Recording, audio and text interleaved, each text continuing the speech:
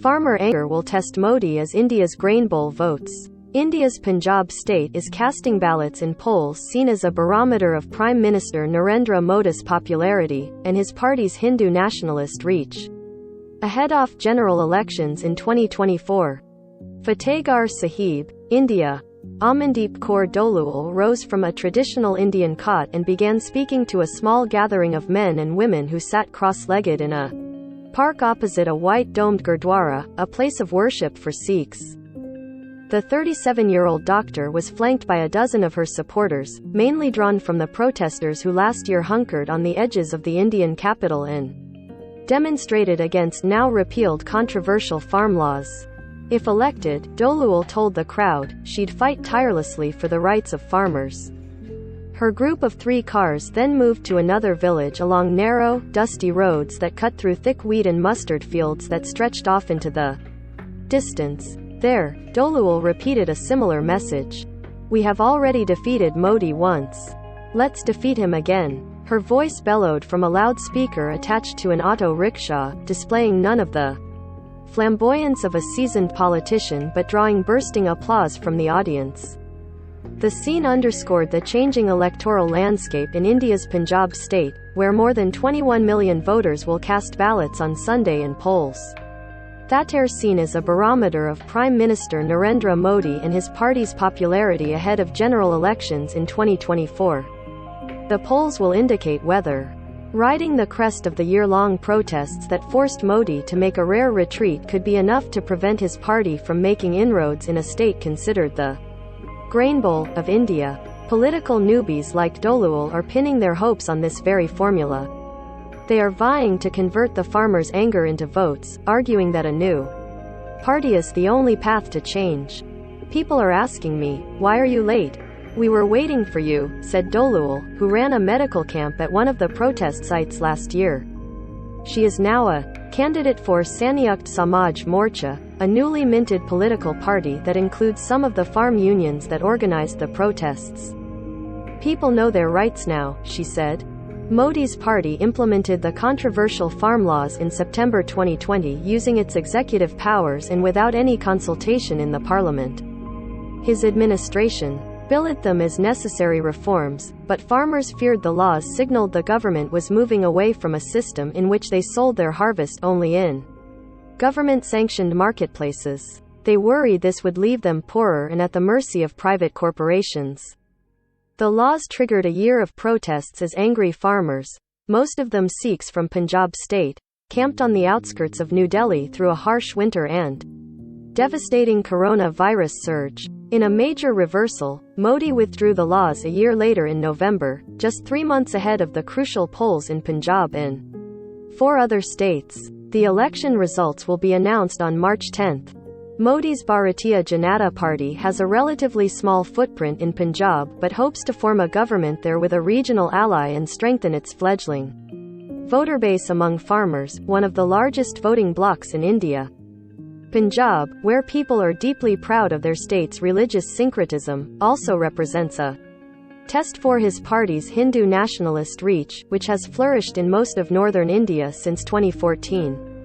Meanwhile, Modi's party is running its campaign by trying to frame the incumbent Congress party government as corrupt. It is also making grand promises to create more jobs, provide farm subsidies and free electricity for farmers, and eradicate the drug menace that has ailed the state for years. Experts say the moves are intended to placate the angry farmers and that the elections were a major reason behind Modi's sudden decision to withdraw That anger, however, runs deep. More than 700 farmers died during the protests as they weathered brutal cold, record rains and sweltering heat, according to Samyukt Kisan Morcha, or the United Farmers Front, the umbrella group of farm unions that organized the agitation. Dozens also died by suicide. But in December last year, Agriculture Minister Narendra Singh Tomar told Parliament that his government had no record of the farmers' deaths. This caused widespread anger among the families of the deceased, many of whom are small or landless farmers who constitute the lowest rung of India's farming community. Where did those 700 to 750 farmers go then?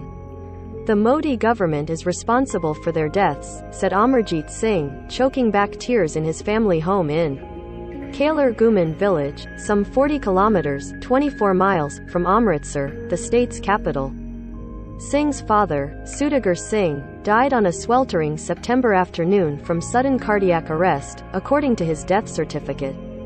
At the time of his death, he was accompanied by his friend Sharan Singh, the village head, who said the 72-year-old collapsed while returning home after spending weeks at the "Even though we won in the end, those laws only brought misery to our lives. Do you think we would forget that?" said Singh, pointing to a framed portrait of his. Scarred by the death, Sudagar Singh's younger brother fell into depression, the family said. He stopped eating and working on his farm.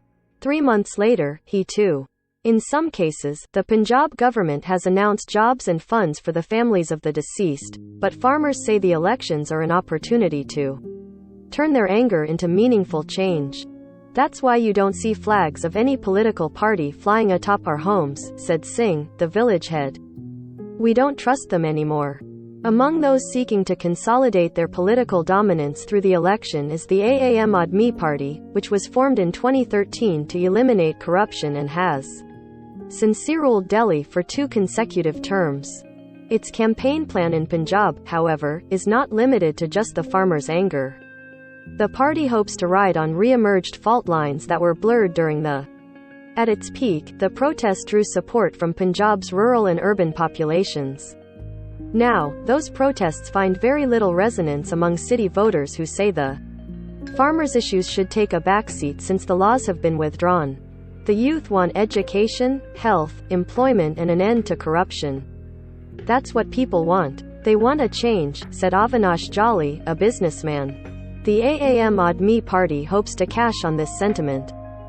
On a recent afternoon, Harbhajan Singh, one of the party's candidates from the Jandiala constituency, rode atop a car during door-to-door campaigning.